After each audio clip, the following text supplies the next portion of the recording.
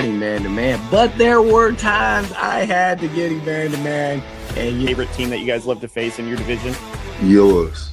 Yes, sir. It's actually games like we play against the Raiders, you might get 3 sacks. When they had Jamarcus Russell, which I did. So I got 3 sacks on them in the first half, right? Yeah. And I'm ready, and they take Tommy Maddox.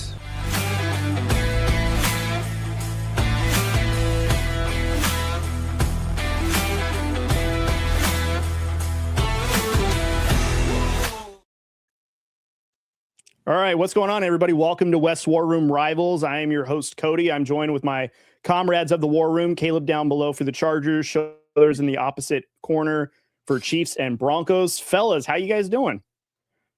So sad it's only Tuesday. I know. This is the longest Monday ever, right?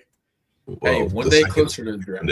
Second Monday, but one day closer to the draft. That's right. We've got 9 days, 10 days left until the draft. Is that right? There would be 8. No, it is. It's Tuesday, so we have 9. Oh, yeah, 9 days. And for those that are watching, please subscribe on YouTube. Don't forget to follow all the socials down below. Also, don't forget that on Thursday night, the 23rd, we are having our first round watch party for the draft, NFL draft. So be sure to subscribe and be a part of that. We're also doing a jersey giveaway that Austin and Corey have been promoting like crazy. Fellas, has there been anything new in this week or last weekend that we need to know about? Drewski's wrong. 10 days left. Does it matter at this point? It just needs to get here. How about that? It's next week. It's next week. Just so It's next week.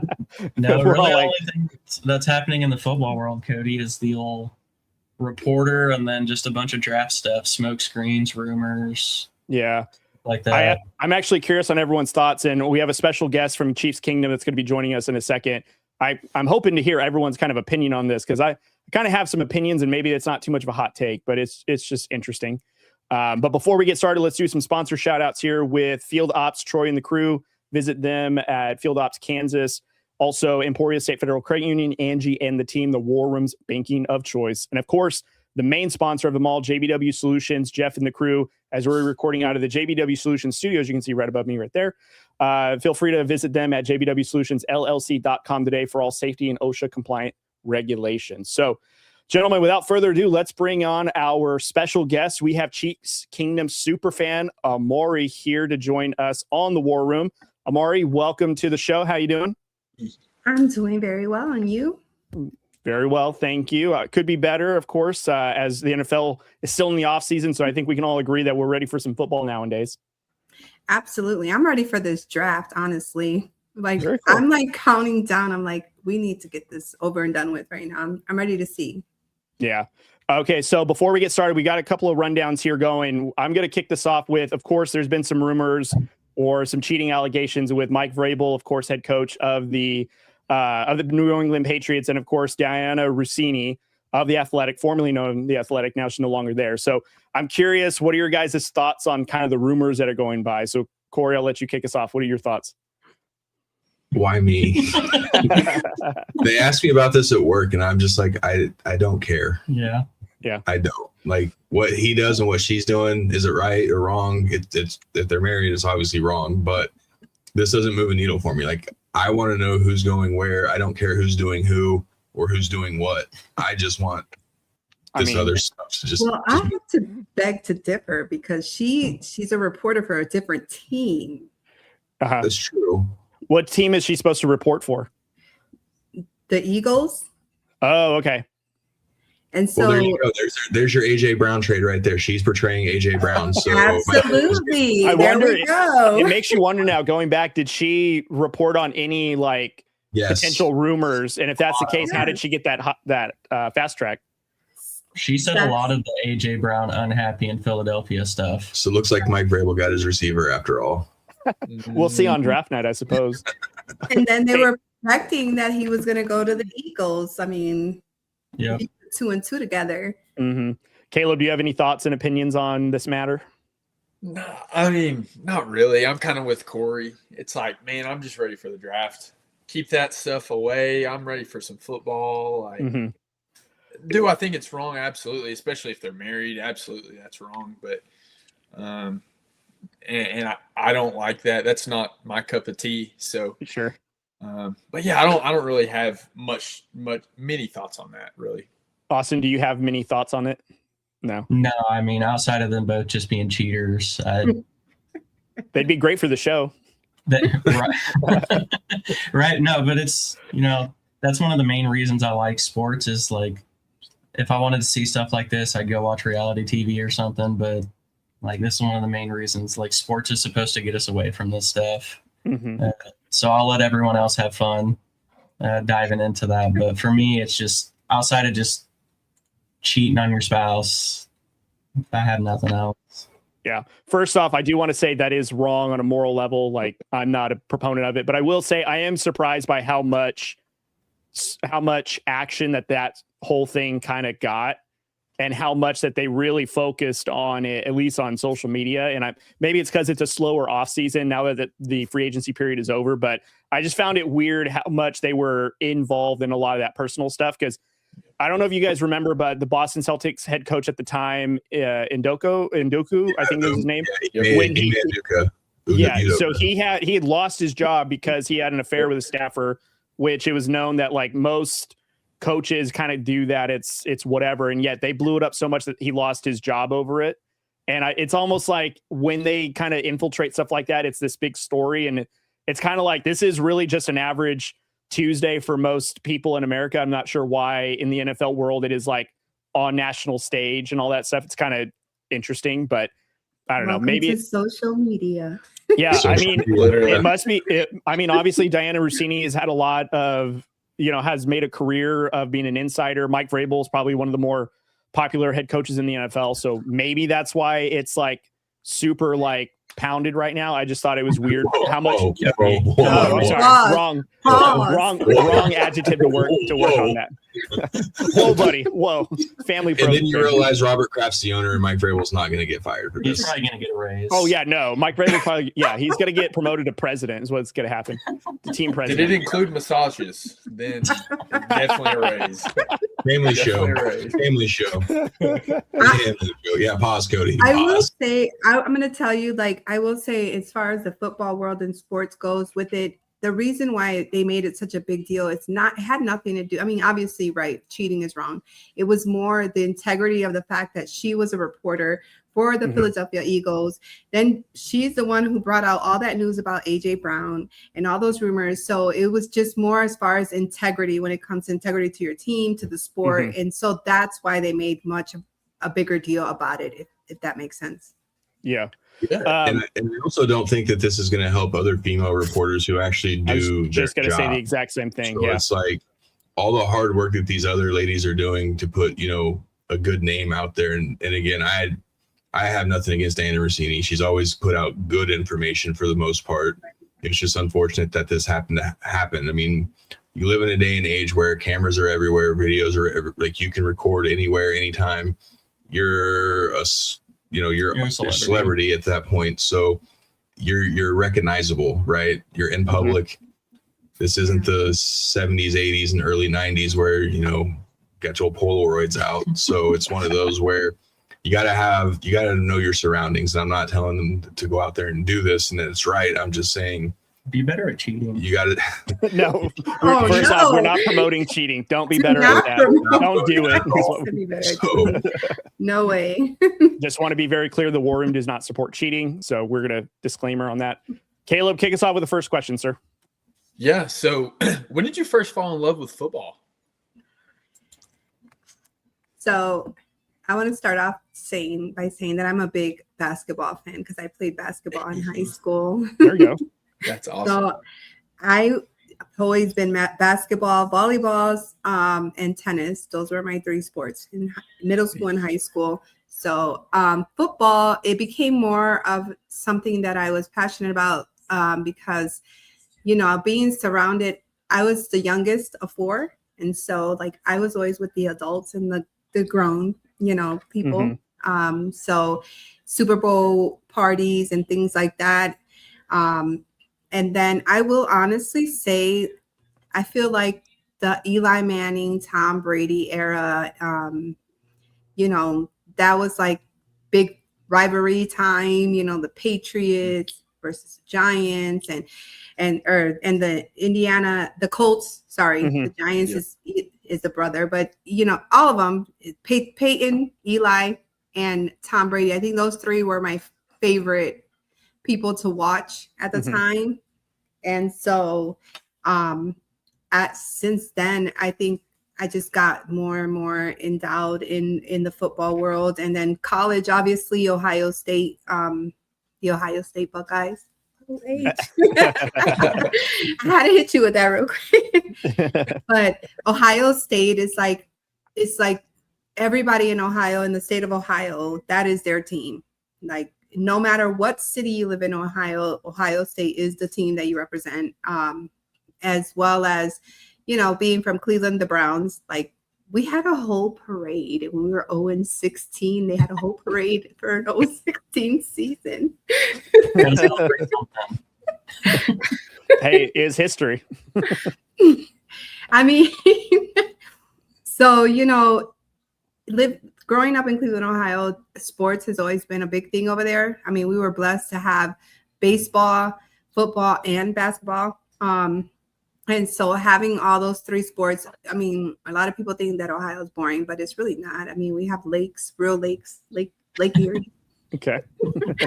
But, and things to do, but sports is a big, I mean, if you think Chief Kingdoms is loud, you have not been in the dog pound in Cleveland, but, I've been to both, and Chiefs Kingdom is loud, and like my ears are ringing. It's a competition. I guess it depends too. Like, it depends because Cleveland's always losing. So how loud can you get when you're not cheering? But when you do cheer, you're very loud. Okay. Chiefs Kingdom is just always loud. That's good. So for the record, what's your basketball team? It's the Cavs for sure. The Cavs. No, the Cavs, absolutely. The Cavs, I went to a playoff game. I travel back to Ohio just to go to the games. I'm going next month for one of the playoff games. It is so loud in that arena. The floor shakes. Even the players talk about it, like the court shakes. It's just so loud. Like, so were you there in 2016 when they won the championship? I was not in the stadium, but I was living in Cleveland, and because remember they played in Golden State when they won. We cried. I cried. Everybody was crying. We were doing fireworks everywhere. I mean, it was a party. I will tell you that. That's like Cody when the Raiders win. Yeah, when we beat the Chiefs, I was setting off every firework around the house. So, how many times does that come around? Well, it happened this past season, so just for now. This past season. Yeah. So, what made you choose Ohio State and the Chiefs? I mean, I always get questioned on when I'm doing lives. They're like, "Oh, you're a Broncos and a KU fan." They're like, "That's a weird combo," and it's like, fandom has no limits. So, tell everyone why Ohio State and the Chiefs for you. Ohio State's my hometown, so I'm always going to root for them, and they're dogs. I mean, right now that's the best college as far as when it comes to the football program. I mean, we got wide receiver U. I mean, who's going to match up with Jeremiah Smith next? He's going to go in the number. He's got to be number 1, number 2 pick in the next year. So they have an amazing program. They're very good with their players. It's like Ryan Day says, like, if you're not here to come to the NFL or to compete, then this doesn't belong to you. You don't belong in this program. So I like that. So obviously I'm going to represent that. The Chiefs. So I'm not going to, let me correct. I do root for my Cleveland Browns. I am from Cleveland, so that is never going to go away. But the Chiefs, actually, I liked the Chiefs when they were playing against the Bengals. I was still living in Ohio. Once Patrick Mahomes, honestly, I'm a big fan of Patrick Mahomes. I think he's a GOAT. I mean, he's the next, after Tom Brady is him. There's no other quarterback, even now in the league, that I think is better than him. Has he not had a great team last season? I don't think that team was a good team last season. But now that Eric Bieniemy's back and, maybe we can get him some O-line he needs a tackle that can block, so he's not having to run. He definitely needs a better wide receiver. I think they need to tangle in a little bit with Thornton. I think if he's a great prospect, like he's a great future. Like if they develop him well, I think he's going to be amazing. Obviously, Travis is from Cleveland, so he's always going to be Travis. But the running back situation as well. Like Pacheco was always injured, so he was good at one point, but then he was just always injured, so it wasn't good. But I think this year, if they load back up again, and he heals up very well, I think they could make a run, depending on what they draft.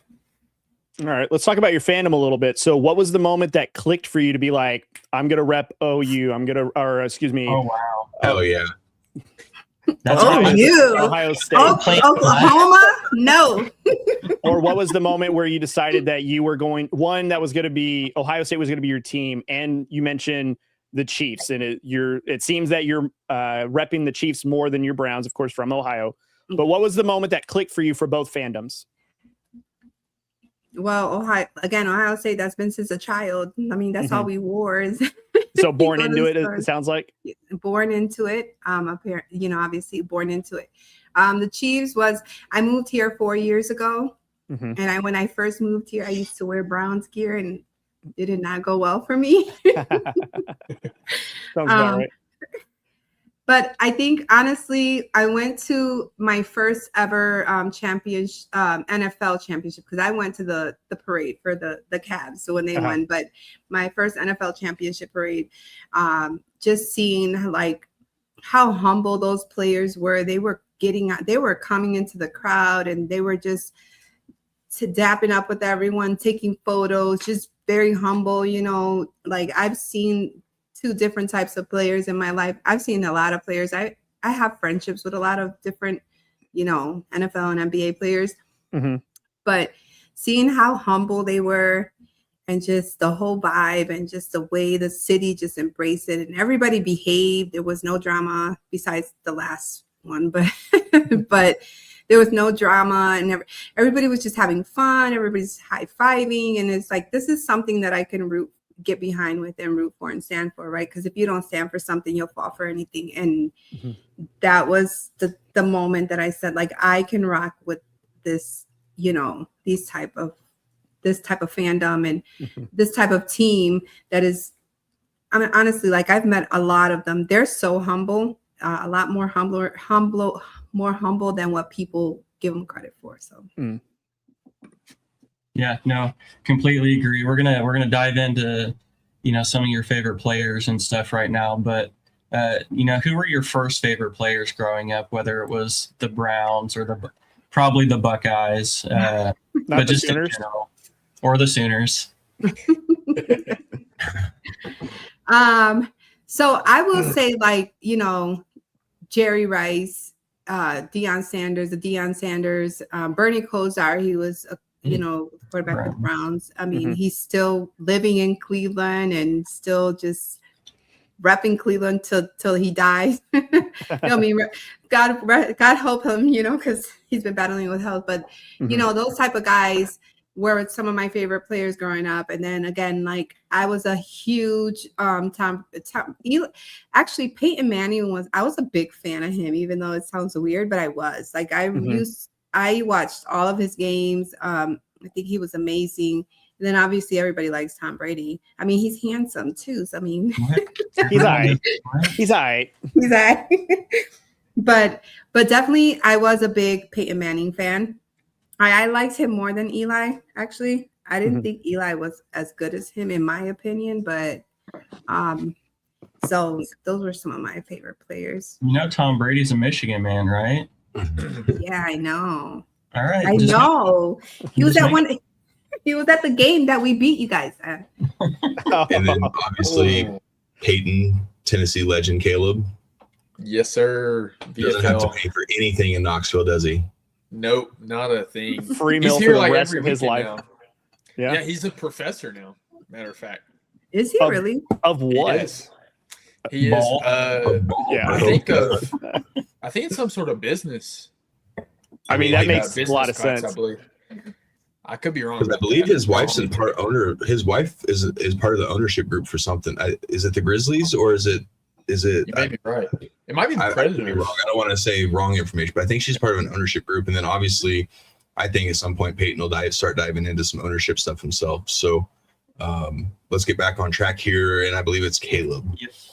Yeah. So what are your current favorite players right now for the Chiefs and for Ohio State? I can't. Okay, for Ohio State, most definitely Jeremiah Smith. I mean, that young man. I mean, I have not seen yet a receiver come up as good as him. He is the next, top tier, most elite, future Hall of Famer receiver. That kid is future amazing. I'm probably gonna be a Raider because the Raiders will have a top 4 pick next year. That's fine. I can live with that. Mendoza needs another target anyways. There you go. For the Chiefs, nobody. It's all right. Yeah. I would have to say Patrick and Travis are the only two that would be my favorite. I do like, oh my gosh, now I'm having a brain fart. It's been a long time without football. We get it. It has. It's been 7 years. We signed him. I think it was from the Chargers. He came over from the Chargers. Nick Gilbert. Was it or Tranquil? Drew Tranquil? Tranquil, yes. Oh, okay, yeah. I like him actually. I think he's pretty awesome. He's a pretty cool guy and he's pretty humble as well. But I would have to say Travis because he's from my hometown. So okay. Give me some underrated players from Ohio State that you don't think people know or talk about enough of. Okay. So I will say Travion Henderson when he's currently with the Patriots. He's a running back. Mm-hmm. I mean, he's a bullet. He can get through, curve through, and be gone. I just don't think they gave him the great, enough opportunity in the beginning. If you've seen, Gabriel had him sitting, and so he didn't give him much of an opportunity. So I think he's pretty much underrated. I think Marvin Harrison Jr. is also underrated, and I think he's just on the wrong team, to be honest. I think he needs to be in a better team because he was also an elite wide receiver. You just don't forget how to be a wide receiver, right? And you don't forget how to run routes. I think it's just the situations that you're in, kind of Justin Fields, he's been moved around a lot of places, but I think Justin Fields he's very athletic. He runs, he can get you those downs. If nobody's open, he's going to get through and run. And even after he can weave through the contacts. So I think those two that are currently in the NFL are very much underrated. And I also think that they're underrating Caleb Downs because that guy is elite. And his IQ is football IQ. And Matt Patricia will tell anybody he's been vouching for him. They came out with these rumors about the meniscus and all these little things going on. And he shut that down. He's like, that's not what the doctors actually said, Mm-hmm. But now people are doubting him. If he's on the board like that, I would take him in a heartbeat. I don't care if I didn't even need that position. I would still take him because he's the future and he's very, very elite and everything. You can move him anywhere. He's like a chess piece. You can put him in any position and he in the defense and he will get there. And he's so smart when it comes. His IQ for the football field is amazing, but I feel like he's being underrated because of rumors. In my opinion. I tell you that I, in fact, don't have Caleb Downs underrated on here. I've actually said any other time he could be a top 2 pick. And it's just unfortunate that the Raiders need a quarterback because Caleb Downs is the best player in the draft. I agree. I think he's the best player. But some people are saying Sonny Styles is. And you know what? He is. He's also he has the athletic, best combine numbers, but I don't know if that means he's the best player out of the draft. I don't think so either. I still think one of the most underrated Ohio State people, one of the few that I've liked was Jack Sawyer. Oh, yes. Yeah. Yes. And he did win you an Emmy. He was playing with Pittsburgh, but I don't think they had him playing right away. I think he was second string. He was still getting some playing time there towards the end of the season, I believe. So He's also very much underrated as well. So, I mean, what do you guys think about Will Howard? I'm sorry, not my questions. No. I have no. The fact that Pittsburgh is already rumored to be drafting another first-round quarterback tells me all I need to know. So they don't believe in him, and I don't know if it's circumstance or it's the player, but Pittsburgh's looking for another quarterback in the first round, so maybe not a great start for him either. And I always said that if they moved him to like make him a tight end, he's athletic. He's athletic enough where I think if they could make him a tight end where they could still, they can still package stuff for him to where he can, be that gadget quarterback if needed. But yeah, I just think he was a huge beneficiary of a Chip Kelly offense with Jeremiah Smith, with Travion Henderson, Quinshon Judkins, Tate, Luka. So and again, that's not a knock on him, but I've watched him play with the K-State team that that's what I was going to say. He came from K-State. Yeah, he's not it. So, I mean, I wouldn't feel bad for Pittsburgh Steelers fans if they had to see Will Howard play, but no, not an NFL quarterback. All right, Amori. So I got a follow-up question. You mentioned this earlier that Ohio State is wide receiver U, right? Yes. All right. So earlier this season, we had Dwayne Bowe, Chiefs wide receiver legend from LSU. He said that LSU is the original wide receiver U. Tell me if you agree or disagree with him. I agree that at some point they were, but but something happened in LSU where they fell off. Who fell off? LSU. Their wide receiver program. A lot of their wide receivers their coach is now the coach at Ohio State. That's true. I think Dwayne Bowe mentioned that too. Yeah. So obviously it's something with the that has to do with either the program or the schooling, you know what I mean? Like, I feel like most colleges at some point they'll have like a good run, right? And then they drop off. The good thing about Ohio State is like, I feel like they like right now, last year, there was like 14 players that left to the draft, and they just reloaded. Like you guys have that deep salary cap. That's why. But we don't just recruit anybody, and their scouting and their recruiting, their recruiters, their scouters, they have elite scouters. They only go for the best. They go for the best and the most elite players, and then they develop them. I mean, right now they got two NFL coaches right now, former NFL coaches right now that are there. You know what I mean? Like, they're not playing. Like, they're coming there to build players who can go straight to the NFL and just be starters, right? So Ohio State is kind of turning into like what the Kentucky Wildcats were in the men's basketball, where they would only not draft, but they would only sign the freshmen to do really good to get turned around and get drafted. So I guess this is more like a follow-up to like the transfer portal, because essentially that's how Ohio State is getting their players. Do you like or dislike the transfer portal, where you don't have players that stay 4 years anymore?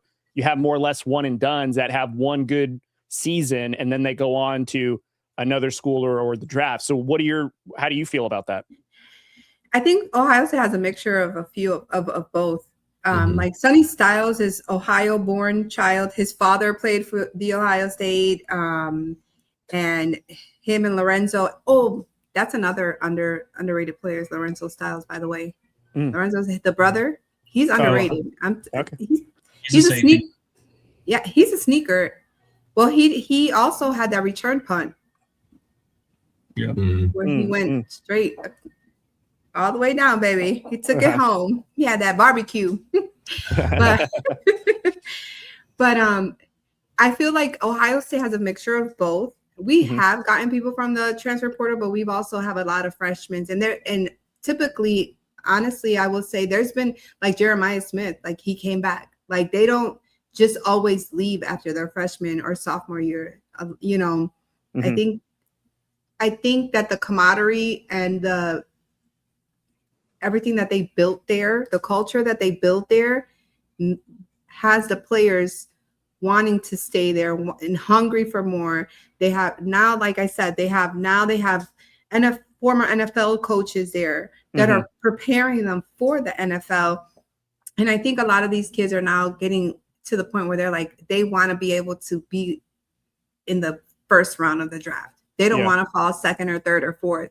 So they are staying a little bit longer. They are getting a little bit more experience. They're hungry to learn. And the thing with Ohio State is it's not like you come in, like you have to earn your stripe, and you're playing against the best. Like it's the best versus the best. You know what I mean? Like you got Matt Patricia running NFL defense in a college game. You know what I mean? So like they want to learn that, and that's what's going to make them become, you know, better prepared to be in the NFL from the out the gate, rather than having to wait. Like if you look at Emeka Ibuka, like I mean, he was awesome.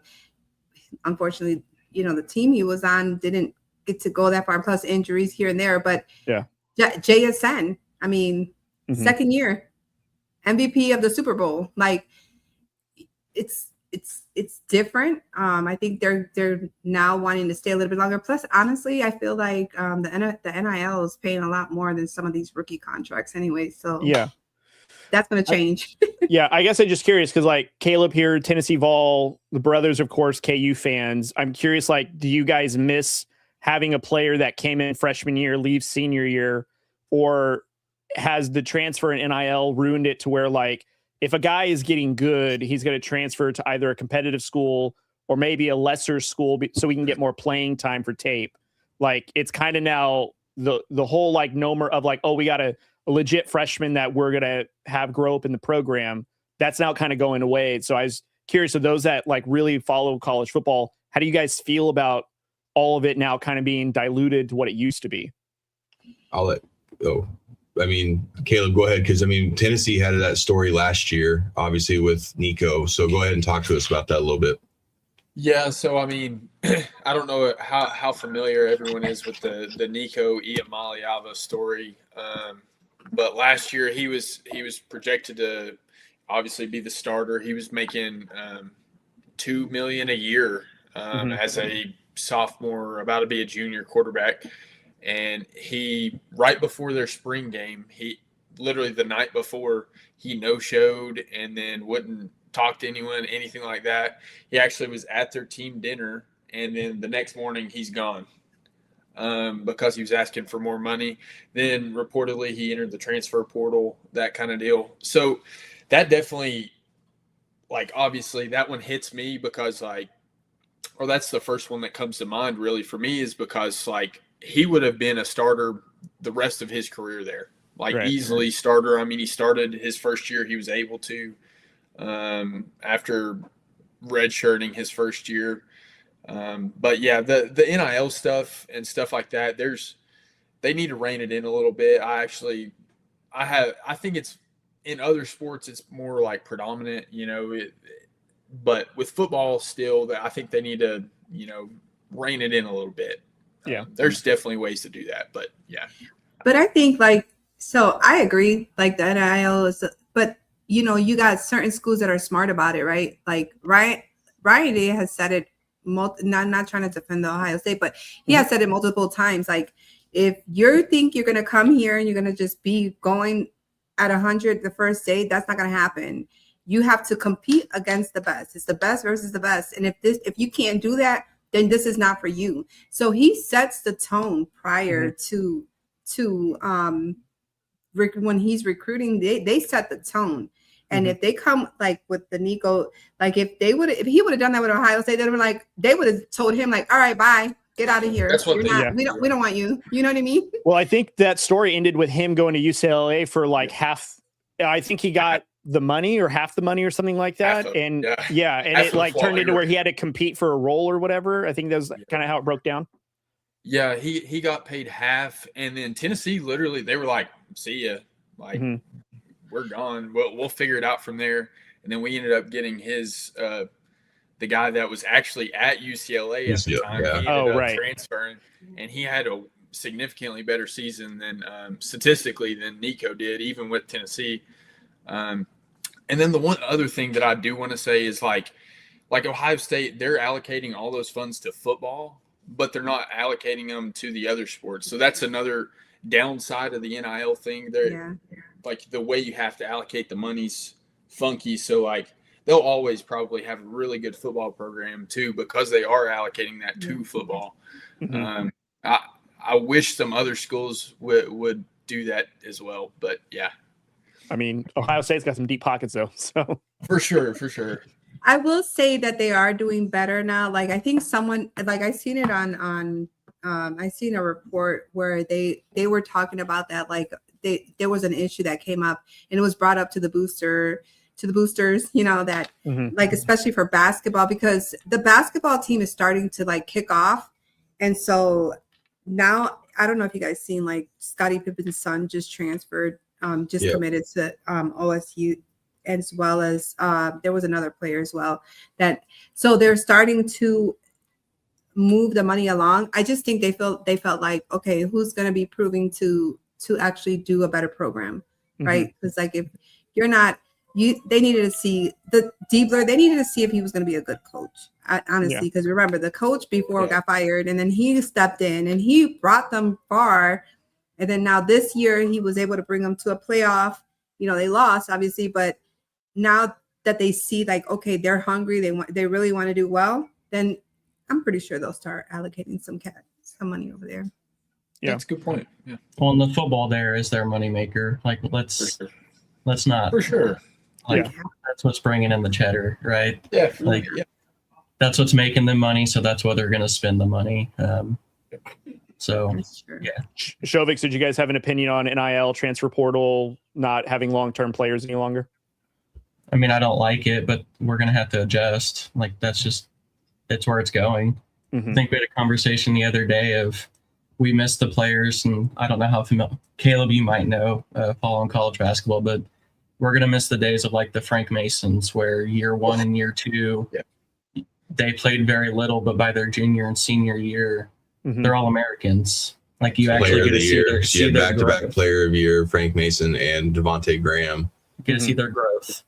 You're not really going to see that anymore. It doesn't hurt the KU football team either. Like that's KU football, still KU football, but we're absolutely getting crushed with the basketball. Like we're seeing it now. Like Flory just went to Louisville, and I believe it was for $5 million.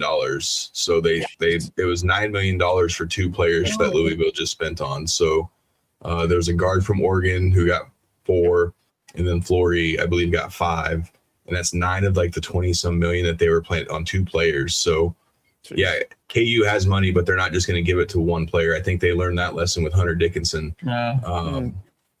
So KU's going to use that more sparingly. And so as far as football goes, we'll get the transfers that, you know, we've gotten some okay names for the football team, and you're relying more on those, you know, homegrown kids for football. Because I still think with Kansas, even K-State, you know, they can still get those Kansas kids in there as recruits, and you can get those kids to stay for the 4 years that you need them to. Whereas KU basketball, being the blue blood that they are, they can sometimes get the, you know, the 5-star one and dones, Darren Peterson like players. But as far as like the Florys and some of these other guys that are going into their sophomore, junior seasons, you're going to have to spend some money on that. And KU's just not at that point where they're like, it's not really worth it when we need, you know, 13 player rosters. So I have mixed feelings on that, and I could spend a whole episode just talking about that KU basketball team and how it's going.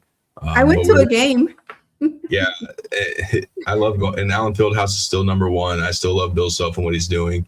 I do think that there comes a point in time where a coach is overplayed. And I think Bill, unfortunately, we've had 25 great years with Bill, but now we got to modernize some stuff and catch up with some of the other programs that are, you know, they're getting younger coaches. They're getting, you know, same thing I talked about with Sean Payton and Davis Webb taking over. You got to modernize. The old school ways don't necessarily work. And now in the NIL era, you have to be able to adjust to your players because you're only going to get them for a season, and then you're re-recruiting them. So Bill's always had that system, like Austin said. By that 4th year of being in that system, it's a well-tuned machine. Now you got these one and done guys who, you're going to have to. It's uncharacteristic. It's charted territories, which is why Nick Saban got out when he did immediately.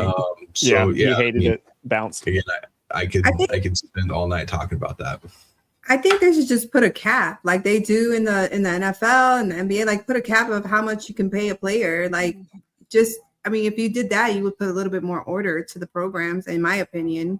I think one of the things about putting a cap that they were saying might be tough is you need to then have a collective bargaining agreement, which then turns the college student athlete now into a business, not necessarily an education. And I think due to like business taxes and other eligibility now, that's what the sticking point is for having a salary cap. Like saying, you know, if this player that you give them your only max dollar to give is XYZ, then you have to have a collecting bargaining agreement and also a players association like the NFL, like the NBA, ML, you know, fill in the league. So I think that's why they haven't really done so, because if that's the case, they now allow the student athlete to have a union to bring to the table. And as we all know, the NCAA has all the power. Even though there's NIL, they still hold all the cards and all the power the way that it's structured. So it wouldn't fit their business model to allow student athletes or a union now to come into that and take away from the share. So I think that's why we probably won't see it immediately, but it's needed for sure. But to your point, I mean, for the education piece, I mean, if they're coming in and then their sophomore year, they're leaving, they're still not getting an education. I mean, well, I think we can agree, like when it comes to like college basketball, college football, most of these athletes are probably using it as a catapult to get into the league, to get their families out of circumstances. Like, I agree that like a large majority of them are getting an education, following through. I mean, we hear stories all the time about players going back to school while they're playing, but majority speaking, like I'm sure a lot of these athletes are going into this to get into the NFL, NBA quickly, or, you know, they are coming from a situation that NIL is getting their family out of hardships. And so that's why there's such an urgency to get a scholarship and move around. Because once you get paid more from another school, you know, you're just thinking about making sure that you set your family up. So majority of it is like, yes, it's education, but I think majority of it is like getting your family into better circumstances and then going to education secondly, because ultimately like that's their goal of when they get into college and the NFL, NBA, whatever the league is. So that's what I think. All right, let's get back on track. We went down a long rabbit hole on that one, guys. So Amori, who is your one all-time favorite player from any of your favorite teams? Ohio State, Browns, Chiefs. Who is that one player that is your number one? God, I can't. You guys are going to laugh, but CJ Stroud. Okay. How come CJ Stroud? I'm curious. I think CJ Stroud did very well at Ohio State. I don't think that. I think he went to the NFL too soon, in my opinion. Okay. I think had he stayed a little bit long, like another year maybe to develop, he would have been a lot better. I think he just got a good run in I think was it sophomore year, and like got a good run and thought he was like, okay, I'm ready. And I don't think he was ready to go to the NFL, but I truly believe, and in his rookie year, I mean, they went to the playoffs, right? But you know, and then you gotta give him a chance, because there's that whole thing, that sophomore slump. Everybody goes through it when they're coming out of college, and their rookie year, they probably like 100, and then their sophomore year in the NFL, they go through a slump. But I do believe had he stayed maybe another year, he would have been a little bit more developed, a little bit more seasoned. And I think he probably would have been a better NFL player today. But I do believe that he is very intelligent when it comes to, he does have a good IQ when it comes to football. He has a very good football IQ, very smart. And he loves the game. And I think a lot of people don't know, but he is athletic. I mean, can he be better? Yes. I also blame the O-line, because he had a lot of sacks. So obviously that has to do with the O-line. But I think there's potential for him, you know, if they continue to develop him properly. Honestly, I don't see him in Houston a lot longer, to be honest. Okay. I don't think that Houston is a place for him. in my opinion. Yeah, don't watch previous episodes with us. Me personally, Yeah. I mean, I guess I was I guess we all kind of had our fair share of taking jabs at him. So yeah, You know who didn't have a sophomore slump though? Bo Nix. That's what I was gonna say. Yeah. oh, okay. That was my answer. I thought you were going to say Patrick Mahomes, but Well, okay. that too, but All right, Austin, your turn. Herbert. He's on Geno like his, Smith. like, I'm just kidding. retirement slump. Kick us off with the moments. Oh yeah, the moments. That's right.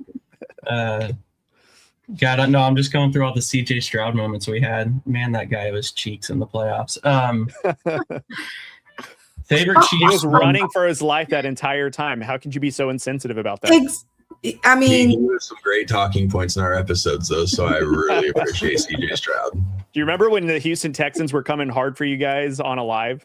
Yeah, I remember when the Texans fans were just roasting Matt and me, and we're just like, no. Then they didn't show up after that playoff game, and I was just like, well. I mean, he had his O-line wasn't that great, and then his receiver, like his number one target, was injured, and two of his people were injured. Like he had nowhere to go. And here I'm going to defend some of these quarterbacks real quick. But Davis Mills had the same exact thing and was 5-0 with that same exact line, the same receivers. Patrick Mahomes won a Super Bowl with Sky Moore, Kadarius Toney, and MVS, and a backup offensive line. Patrick Didn't Mahomes they lose to the Eagles the next year with the same exact team? Thank you. No, Sky Moore was gone. Oh, okay. MVS was gone. Here we go. But Patrick Mahomes was a red shirt before he became the starter. Right. The starter got injured for him to become the starter. CJ Stroud was thrown into the starter position after the whole Deshaun Watson deal and we ended up with the Browns ended up with the Deshaun Watson whole mess. Okay. Congratulations. So, and in his rookie year, to be fair, getting thrown to a starter position, he did make it to the playoffs. So let's give credit where credit is due. No. Stop being a hater.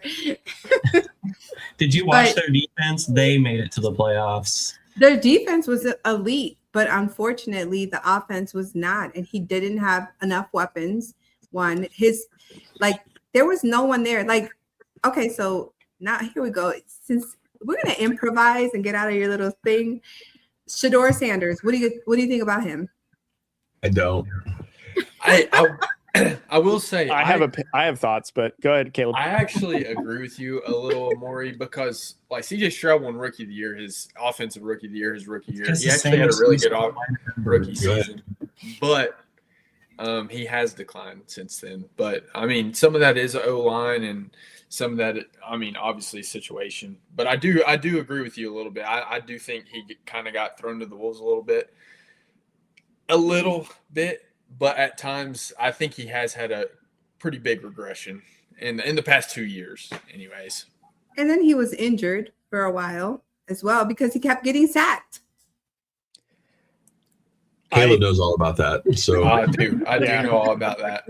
I do. That's why I couldn't say anything. I was like, "Yep, for sure." Go ahead, Cody. I think for sure, CJ Stroud, he's in a situation where he's probably seeing ghosts right now. Maybe he thrives in a better situation, but also I don't know if he's had a better defense than he had this season. And I'm just saying visually, I haven't seen the next step above his rookie year since his rookie year. And I'm not saying that he's not a good player. I'm just saying I don't know if it's the organization. I don't know if it's CJ Stroud, but I was expecting to see a bigger step forward at this point following his rookie year. You mentioned a sophomore slump. I feel like he's been in a sophomore slump for about 2 seasons now. And that's not great. You guys drafted him second overall, and to not turn into a Justin Fields situation, I feel and again, maybe it's coaching, maybe it's organization. Coordinators both times. Sure. But I was expecting to see a little bit more progress at this point. I think coaching as well. Look at Caleb Williams. His first season, they thought he was going to be this big deal. He played terrible. Then they changed the whole coaching staff. They changed everything around, and look what happened last season. So coaching is everything. When I played sports, I played basketball, I played tennis, I played volleyball. Like coaching is everything. If you don't have the right coach to fit your personality, fit you, who is dedicated and has like the right system, right, to help you to grow, you do get into a slump because you're following your leader, right? And the coach is the leader. So you can't go over the coach. Then all of a sudden you become disgruntled like AJ Brown. Yeah, I will say, And rumored to go to the Patriots for some reason. I think CJ Stroud, he went downhill the moment Tank Dell got hurt both times. I think that was just like his homie. But the Texans didn't do him any solids, right? They had one good offensive lineman and then traded him to Washington. Right. Like, Agreed. so they haven't done him any favors for sure. So I get that. All right, who's next in questions? Do Think you want to it's skip over Caleb. this one? Oh, is it me? So, what's your favorite Ohio State moment? Winning the Natty, baby. Winning the Natty because we had to go through all the hard teams that everybody said that we could not beat. You know what I mean? Like everybody was like, no, they're not going to win it. Every spread was we were going to lose. We were going to lose. And we beat every single one of those teams. And then going to Atlanta and like, even then they're like, you're going to lose. And where's Notre Dame now? Like they didn't even do anything. But I only said that every game because I just at some point I never wanted to fully believe Will Howard was a national champion quarterback. After watching him for a couple of years at K-State, there's no reason he deserved a national championship. That's the only reason I kept saying that. Yeah, and I blame your national championship team for the Raiders hiring Chip Kelly. I still won't forgive that. Hey, some coaches are better college coaches and some are better NFL coaches. He was not an NFL coach. I agree. Cody's aware. Very aware. Facts. Austin, go ahead and kick it off here with the fan identity check. So we're going to do one last segment real quick, and then we're going to get to some comments because we got some comments firing off in the chat. So it's been a great conversation. Obviously, we've gotten away from the rundown, which isn't terrible because obviously we're talking about the good conversation about NIL. So Austin, go ahead and kick us off with the fan identity. All right. So what does obviously our season 2 going forward for our podcast is hashtag be a fan. So I'm just curious, what does being a fan mean to you personally? Pride. You know, this pride is all about pride. You know, you want to represent and you want to make sure that you're representing the right product, right? And that they're representing where you're from, whether you're from Kansas City, Cleveland, Ohio, Houston, since we were talking about CJ, the Raiders. Okay. I mean, it's just pride, right? You know, it's something for you to hold in your heart and to sit there and cheer on for. That makes you feel good. And just through the good and the bad, you're still going to always defend where you're from, right? Like, even if you didn't grow up in the state that you're living in, you're always going to represent where you're from because that's where you grew up and that's where your roots are from. Why you say no? I thought we're going to represent where we're from, as in St. Louis. I do not represent St. Louis. We're not technically from St. Louis. I know. I thought you meant where we're at. Oh, yeah. No. Where you're from, where That you I do. live. Okay. Like where you grew up, where you were born. Yeah. Huge So, Cardinals fan. Dude, I will roundhouse you. All right, Caleb, you're next, bud. Yes. Steggy 5. So, how do you show up as a fan? Are you the loud fan, analytical fan, emotional? Are you the petty fan? What kind of fan are you? well, when I go to the tailgates, She's when I do loud. go tailgate, when I go to the tailgating, in the Chiefs tailgate, Lot J. If you ever go to the Chiefs game, go to Lot J. That's where it's popping. We definitely are loud. We're definitely having fun. But when I get in the stadium, I typically sit like where the clubhouse is. So if it's too cold outside, I can go inside and to freeze. And when I get there, I'm bougie. Yeah. I know on X with the Cavs, you were definitely petty and emotional. Definitely emotional. Okay, I'm on social media. I'm petty, emotional. I'm angry, and then I'm like bipolar. Like Yeah. I have a couple personalities. I don't Absolutely. think any of the four of us can say anything about being emotional as fans, because I couldn't tell you how many times we've all like not said a single word to one another once one of our respective teams sucks. We are all dead quiet to like, hey, where's Corey? Really? Where's Austin? Where's Yeah. Caleb? Where's Cody? Like God. as soon as especially the I was Raiders, like silent. a lot of quiet days for us. Like, hey, checking in on you. Well, wellness check on you guys. You guys doing okay over there? That's pretty much what it was like. Chiefs Broncos game day. I didn't say a word to you guys all day. No. Wait, that's beyond petty because you guys are friends or partners. No, we're not. Not that day. Especially I think it was the Raiders and Broncos Thursday night game. I don't think you and I texted a single word to one another in the group chat. It was pretty such a dead bad quiet. It was the Wait, worst game who's the ever. Like, we had Broncos fan? I'm the Broncos fan. Yeah. And then Matt, okay. my other co-host, who's not here tonight, he's the other Broncos fan. But yeah, we had nothing to talk about after that game anyways. It You was both just were embarrassed. it was Yeah, embarrassing. It's like we played down to the Raiders, and then Cody's like, that was actually, all things considered, that's actually a pretty good game for the Raiders. And I'm like, God, that's so embarrassing. Like, I don't know how I feel after that game. Cody's over here, like, that's not too bad. And I'm like, Yeah. we played down to the Raiders. We hung in there. I thought that was pretty respectable. Cody, did you not like give him a little crap Who? to Once week 4 rolled around and we were just bad. There was not a whole lot to say throughout the season. That's why only 2 things I can hang my hat on majority of the season is we beat the Patriots and we beat the Chiefs. So all things And you considered, got the number 1 overall pick. and you got the number 1 overall pick. Yeah, you did. For And us the to new still coach. go under 500. So we're ready for a good season. Wait, so I know that you guys got to probably get off sooner. You want to go into, but what's your thoughts on Fernando Mendoza? Oh, you guys go ahead. They've given a lot of opinions. It's your team. Do you want their opinion or my opinion? I want yours. It's your team.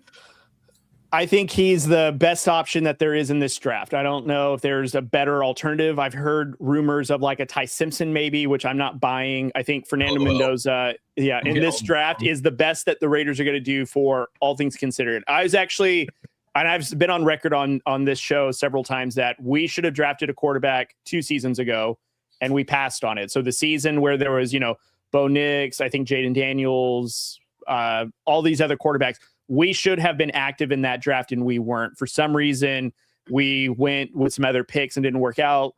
Last season, we should have probably gone with a quarterback then as well. We drafted a quarterback to attempt to turn into a wide receiver at another 5th round pick that's not even on the team anymore. So that didn't work either. So we've put ourselves in this predicament where a lot of people are questioning Fernando Mendoza. That's the Raiders' fault for not planning ahead. But at this point, like Fernando Mendoza is the best option that's in this draft.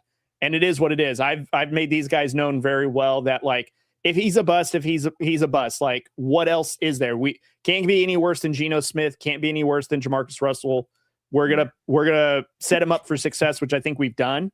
But the cards are gonna fall where they fall. Like we can't predict that he's gonna be good or bad until we see him on the field. And in my opinion, we just have to wait and see. Like, is he gonna make it or not? We won't know until kickoff Sunday. So do you think, didn't you guys pick up Kirk Cousins as well? we signed him to a very team-friendly deal, even though the media likes to say that we're paying him $140 million. But yes, a team-friendly deal to hopefully be probably a starter or potentially, but a mentor to Mendoza, which I mentioned to these guys, that'd probably be like the best quarterback mentor to have, just to like, they're the exact same guys. Like they're two Mormons are going to be in Sin City, which is the craziest thing. And they're going to go and revive Vegas. So they won't be Mormons. They're going to save Vegas. I think the Raiders should start with Kirk Cousins and have Fernando sit as a red shirt for a little bit. I feel like Fernando's very emotional. Sure. I feel like Shador got criticized a lot for patting the ball, and so does Fernando. When he was doing pro day, he was patting the ball as well. So I think he's very emotional. I'm sorry, like I don't like crybabies. Like, like, come on. toughen up, Buttercup. What are you going to do when the media is killing you? And they will in Vegas. for Yeah. the Raiders. Well, Yeah. and Raider Nation is very quick to turn. Like, God. with Antonio Pierce, they didn't give him a full season. With Gardner Minshew, they gave him like 2 games. With you fill in whatever player, Raider Nation is not patient. And one of the things that I've told these guys, and we've said on the show, or at least I've said, is that I want Raider Nation to be patient. Like, Fernando Mendoza may not be ready year 1. He may not look great. This team's not going to look great. Clint Kubiak is going to be resurrecting or trying to instill a culture. We need to be patient, because Raider Nation is so quick to just say, no, this isn't going to work. We need to get him out. Like, that's how we went through 5 coaches in 5 years. So You think Cleveland has it bad? yeah, I know. At least I you guys think, have Myles Garrett. yeah, right. Max Crosby with the whole ordeal was. I mean, listen, we could talk football all day. Yeah, we can talk about Cheese Let's May go. all day, but yeah. I could talk about Myles Garrett all day. We already know about that. Yeah. Oh, yeah. But he's the goal. He's not going anywhere. He He's belongs in spoiled. Kansas City.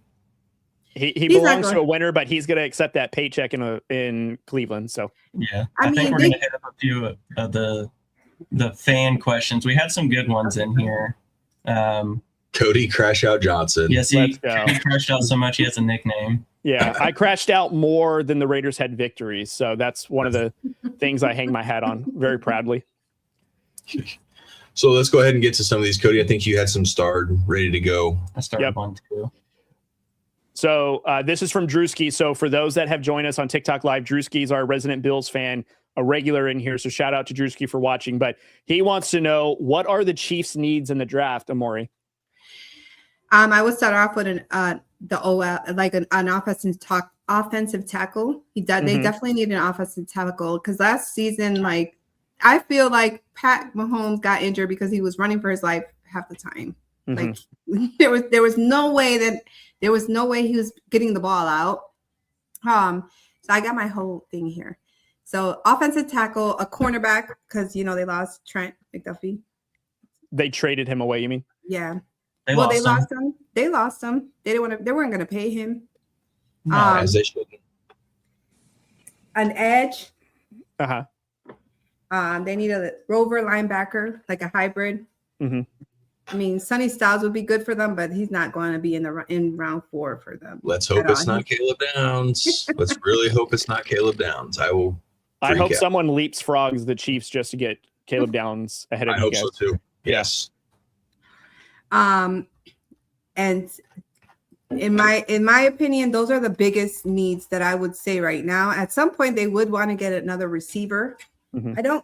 Honestly, they need to get rid of Rashee Rice. I feel like he's done nothing well for himself. Like, on the off season, it's nothing but drama every single season. In the off season, there's some type of drama, which makes me believe that he's not busy enough. Like, you don't hear that a lot from all the other players. They're either like working out and doing things and conditioning, and they go on vacations and stuff, but you don't see as much drama as he's getting, besides when that one moment with Kareem Hunt. But he learned from it and grew on. I feel like every season so far, it's been some type of drama with him. And I don't think he's as good as people think he is, to be honest with. I'll be honest, I don't think he's that great. I'd rather develop Thornton, in my opinion. But those are my picks. All right. So then I'm going to put you on the spot here. Let's say you have Sonny Styles or Carnell Tate at that spot. Who are you taking? Oh, come on. There's only one right answer. So honestly, if I had to choose, I would definitely get Carnell Tate Over Styles if they were both there. Styles is defense, right?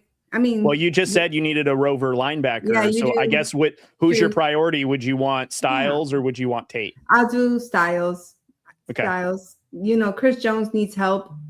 The defense was terrible last year. I don't know what happened. Like, they fell off. Like, they were one of the best defense, and I don't know what happened there, but they kind of fell off. Not kind of, they did. So I would go Sonny Styles. Okay. Right. Austin, Sonny I guess. Styles, yeah, if he gets to 9, absolutely. Okay. You never know. These drafts are going to get funky. Who knows? Somebody's I going to trade. choose between Sonny Styles and Caleb Downs at 9. Whoa, Ooh. I guess that's interesting. I would do Caleb Downs. I'm not going to lie. Between those two, but I don't think they'll both be there. No, they won't both be there. No. All right. So Drewski again, Amari, what do you think is the main reason the Chiefs had a down year this past season? I just said it. No defense. Yeah. Their defense wasn't that great, and their O-line wasn't great. I mean, their O-line, poor Pat was running for his life, and the receivers couldn't get open at all. That's why I said, he had a good run when they threw Thornton in for a little bit. He was doing pretty good. I think he just needs to be developed a little bit more, and he needs more reps with Pat to grow that connection. I think if he does, I think he'd be great. But they didn't have a great O-line, so he's running for his life. And then they didn't have receivers that can break.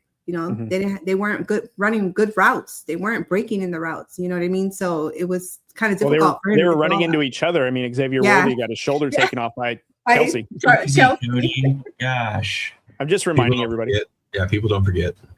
Yeah. All right, this is from Mama Shovik. So as an Ohio State fan, how did you feel about Baker Mayfield being drafted by Cleveland after he played Ohio State?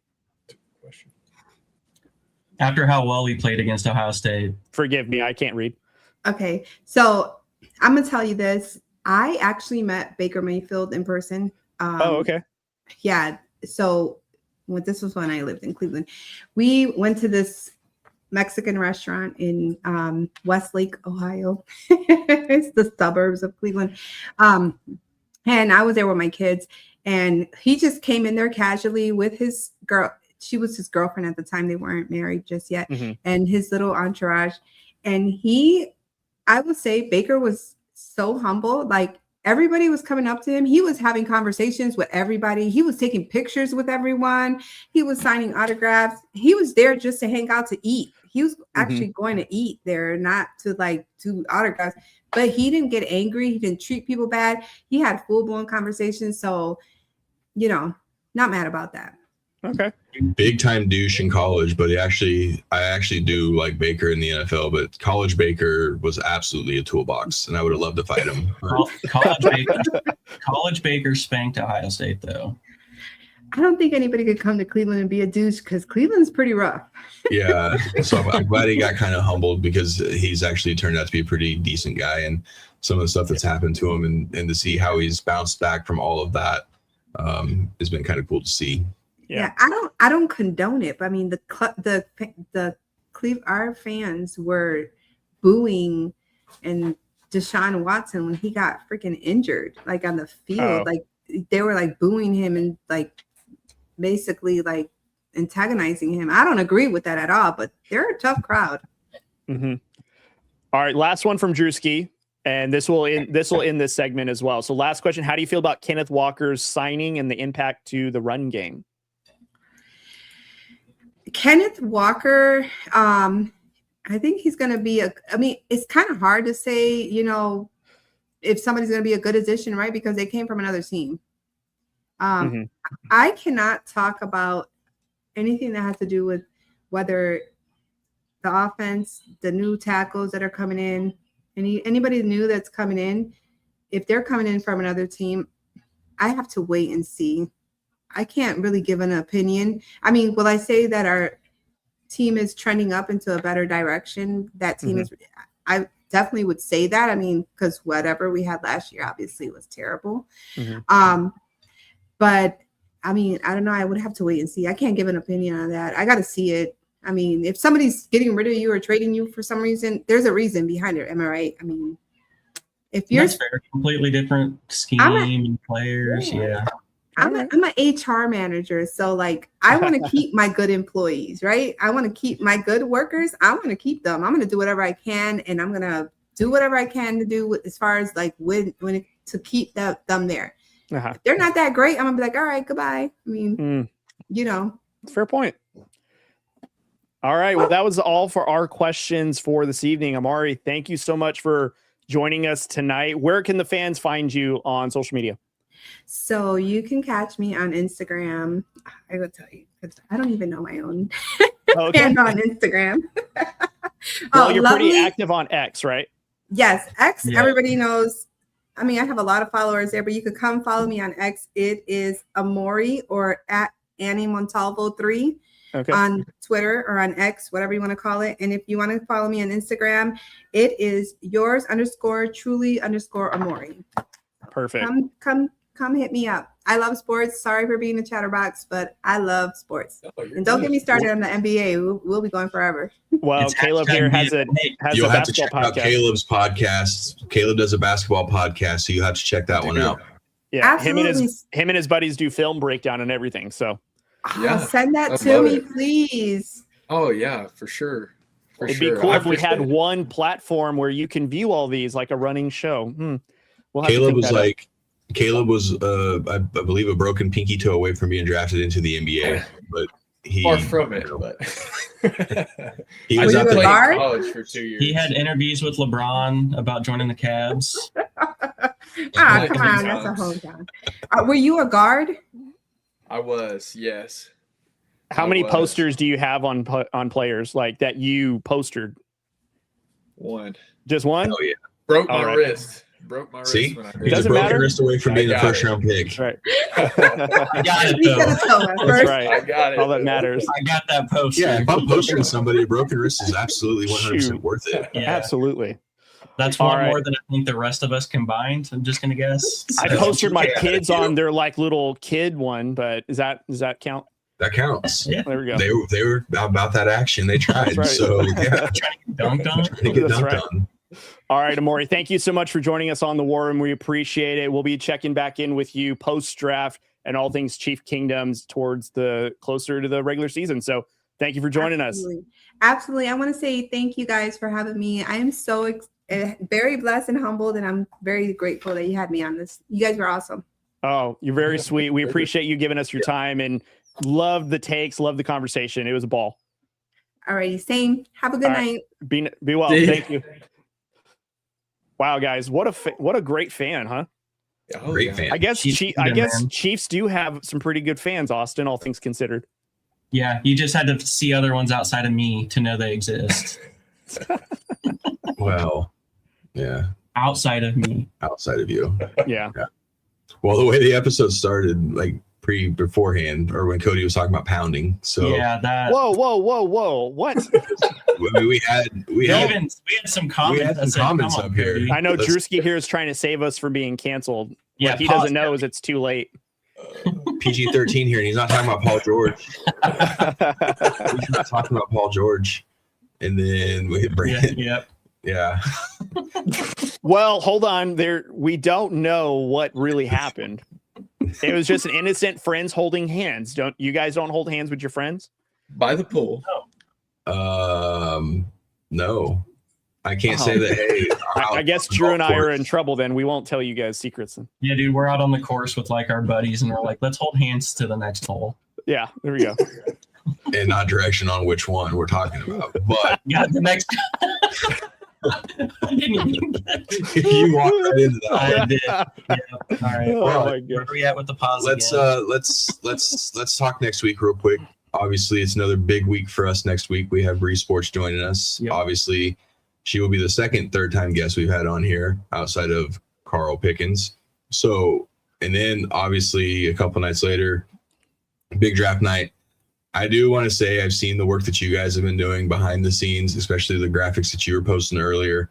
It's going to be a lot of fun. It's been a lot of work that are going into what we're trying to do for said draft episode. So please, again, make sure you like this, subscribe to the channel, get your friends to come join, because we're not only doing a giveaway, but we're going to have obviously live reaction of this. So we have our TVs that are going to be set and ready to go. I'm sure the boys will have their stuff set, ready to go. We're going to have some awesome graphic designs that we're going to be posting on here. And we're also going to be, doing our own takes of, was it a hit? Was it was that a reach? So we have other things that we're trying to kind of interact with that. And then Drewski, to answer your question, Matt is able to text us here and there. Obviously his time, when he does get a chance to send something, it's mostly obviously to his wife and probably his family, but he does chime in a little bit, enough for Austin and him to exchange some friendly gestures towards each other. That's right. So we don't really get a chance to say much to Matt because Austin's, him and Austin are already going back and forth. But I can, and they're trying to hold hands by the pool right about now. That's how those messages are going down. Yeah, man. But I can tell you guys, Matt does miss you guys. Obviously, we ask him every time, is it time? Are you coming home? Are you finally coming home? Unfortunately, he can't share much, and that what he does, we can't share. So, but just know that he does miss you guys. He's gonna try. He did. Correct me if I'm wrong, guys, but he did tell us that he got set up with some internet.